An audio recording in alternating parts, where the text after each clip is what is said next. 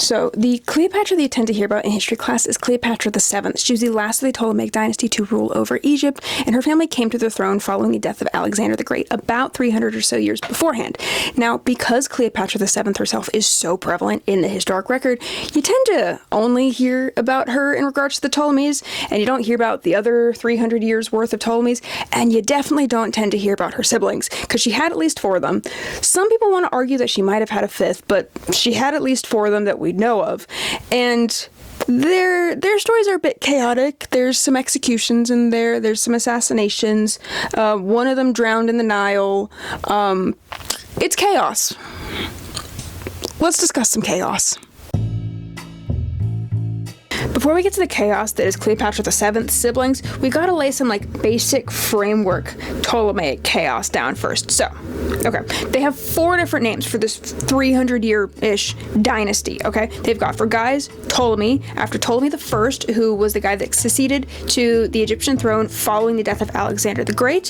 For the ladies, however, they have 3 different names. Wow, variety. They've got Arsinoe, who is after the wife of Ptolemy II. They've got Berenike, who's after the wife of Ptolemy I, and then they've got Cleopatra, who's after Alexander the Great's sister. So that's the naming conventions going on here. 4 names, that's it. They've got some nicknames. Some of them are a bit more interesting than others, but that's what's going on here. So we can't start at the siblings. We got to go back a few generations. So collectively, their dad was Ptolemy XII. His dad, however, was Ptolemy IX. Now, Ptolemy IX, pharaoh of Egypt for a while, he ruled alongside his mother, his grandmother. They're perfectly fine for a while, up until the point that his mom is like, hey, Ptolemy IX is going to try and kill me. 9 was then exiled from the throne. He ends up in Cyprus. He's there for a long while. And his mom is then like, I'm going to put his younger brother, Ptolemy X, on the throne. Ptolemy X takes over being pharaoh of Egypt. Now, 9 over in Cyprus eventually comes back and he's like, actually, I'm the pharaoh. I'm going to take over and I'm going to be the pharaoh again. And he ends up becoming pharaoh once more. His mom and his grandma no longer in the picture here. Now, in 80 BCE, Ptolemy IX dies, kicks the bucket, no longer on the throne. So Rome is like, you know what we're gonna do? We're gonna put this other Ptolemy on the throne, Ptolemy XI, and he doesn't last very long. And then it becomes a crisis point of, okay, who are we gonna put on the throne? So Ptolemy IX had 2 sons. He had Ptolemy XII, who is Cleopatra and all them's dad, and they also have this other kid, Ptolemy of Cyprus. Now, Ptolemy of Cyprus at this point in time, he is king of, guess where? Cyprus. And he doesn't want to hand Cyprus over to anyone. He's like, I am king of Cyprus. I'm gonna stay here. And so he doesn't come to Egypt to be pharaoh. He stays in Cyprus. He eventually kills himself, but that's a whole different thing altogether. But Ptolemy of Cyprus doesn't come be pharaoh of Egypt. Ptolemy XII, his older brother, becomes the pharaoh. And yeah, so Ptolemy XII then marries his cousin, Cleopatra V, who was the daughter of Ptolemy X, and then they're on the throne for a while, up until the point that Ptolemy XII is like, oh my god, there's gonna be an insurrection. I'm gonna go hang out in Rome for a bit, and then his only confirmed daughter with Cleopatra V claims the throne for herself. There's chaos there. Eventually he comes back from Rome. There's a few executions that occur, and then he becomes pharaoh once more, and surprisingly eventually dies of natural causes, which is a rarity for the Ptolemies. There's a lot of backstabbing and murder and killing each other and strangulations and poisonings and whatnot, but Ptolemy XII, natural causes. Wow, the Ptolemies are capable of that. Surprise.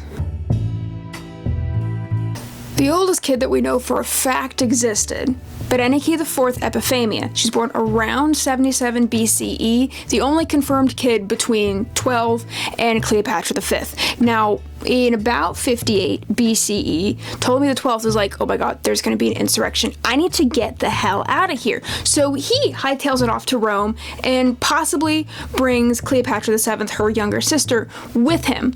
Now, Berenike IV is about 19, give or take, at this point in time, and she declares herself herself Queen of Egypt. Now, for the start of her reign, she rules with someone named Cleopatra, not Cleopatra VII, but an individual named Cleopatra.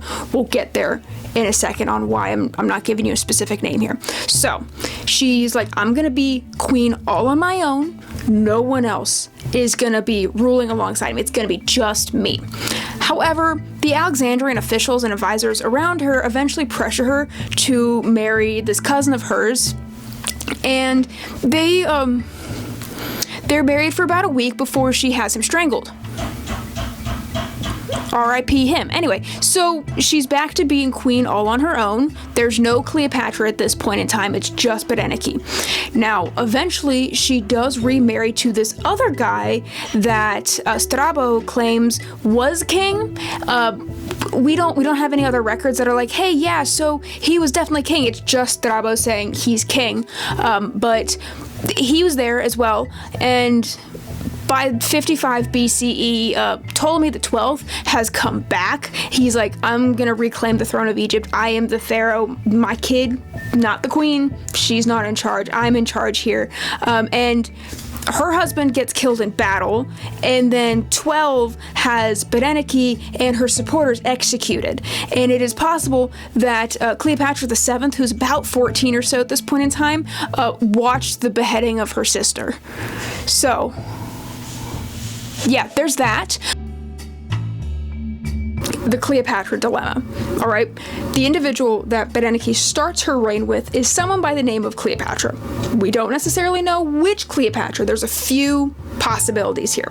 Now, Cleopatra V, her mother, disappears from the historic record around the time that Cleopatra VII was born.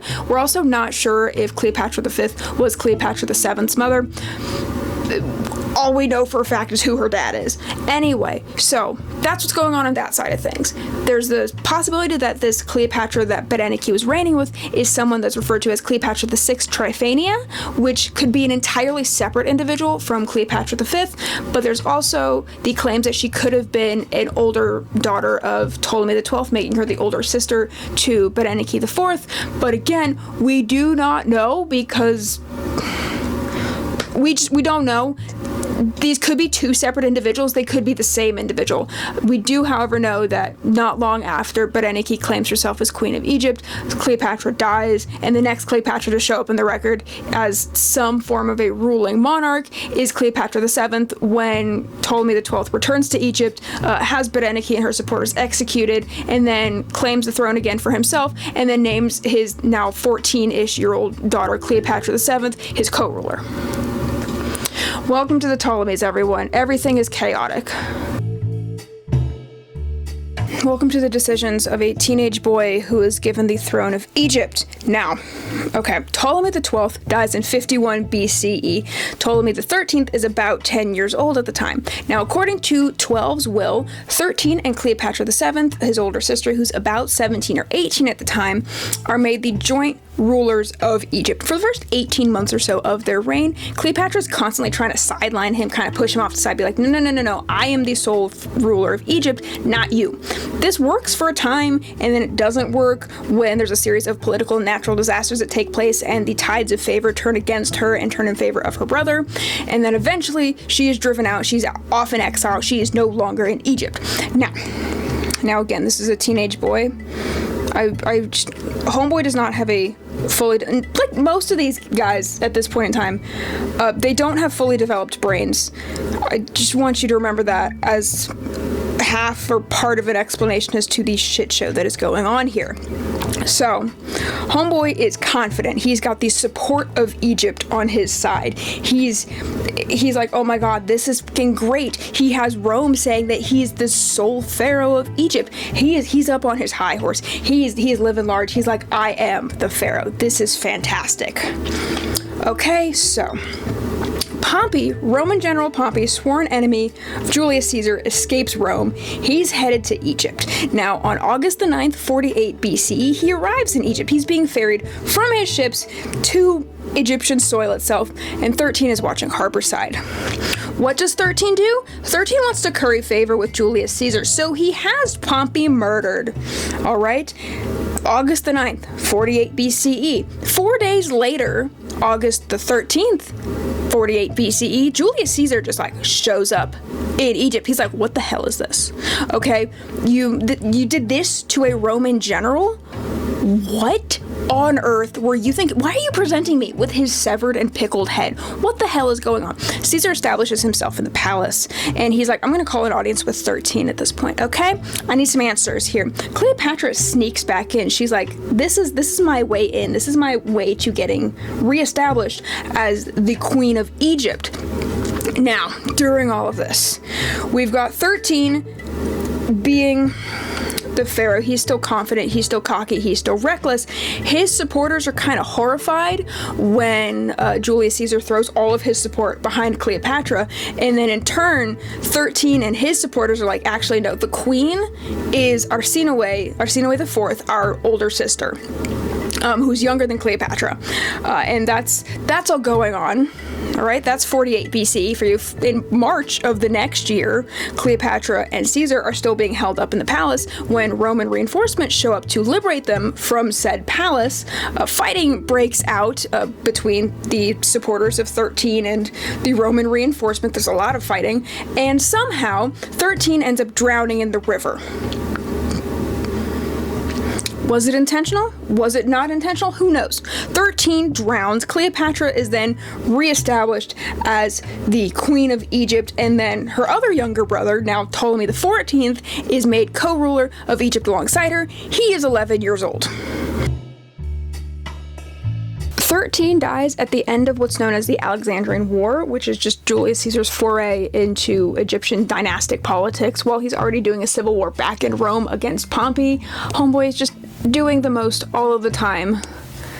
Someone get him some Adderall. Anyway, so when 13 dies, 14 advances to the throne alongside Cleopatra. Cleopatra promptly is like, actually, no, I am the authority here. I am the queen. You, 14, are just going to be king in name only. And she is the power behind the throne.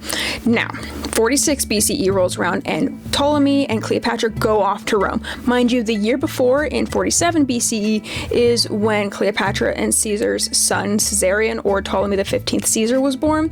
And this trip in 46 BCE is when Julius is like, hey, yeah, I'm going to acknowledge that this kid is definitely mine. Now, there's records of Cleopatra being in Rome. They're like, hey, yeah, she's here. There's little, like, essentially footnote records. It's also like, hey, yeah, he was here, he being Ptolemy, but he very much is a footnote in the story of Cleopatra. There's not much said about his time in Rome during 46 BCE, but anyway, they end up back in Egypt eventually, which is all fine and good for a while, up until March the 15th, 44 BCE, when Julius Caesar is murdered in Rome, and sometime between homeboy Julius Caesar being murdered and the end of the year, Ptolemy XIV just up and dies. It's suspicious circumstances. It's assumed that he was poisoned, possibly by Cleopatra, but we don't necessarily know when. We know it was suspicious. They thought it was suspicious back then, but by the end of the year, Cleopatra has put her 2, maybe 3-year-old child on the throne alongside her as co-ruler. So it's no longer Cleopatra and a brother of hers ruling Egypt. It is Cleopatra and her son ruling Egypt. More so, Cleopatra ruling because he's a small, tiny child. That's the end of Ptolemy XIV. Homegirl was born sometime between 68 BCE and 63 BCE, and because of that, we're not necessarily sure on how old she was when all of this is going down. We just know that she's some age. That's it. She's the youngest daughter of Ptolemy XII. Now, when her older sister Cleopatra either was driven out of Egypt by Ptolemy XIII and his supporters or willingly left, she originally took Arsinoe with her, and they went to Upper Egypt and later to Syria to drum up support for Cleopatra's claim to the throne and not for Ptolemy XIII, who has Rome on his side, and especially the general Achilles. Now, during all of this, They're on the same side. They're great. They're working together. Eventually, however, Arsinoe ends up back in Alexandria. Cleopatra's not there yet, but she's going to show up real soon. And Arsinoe, ends up switching sides, and she's siding with her brother Ptolemy the 13th. Therefore, she's kind of siding with the Roman general Achilles, and definitely not siding with Cleopatra.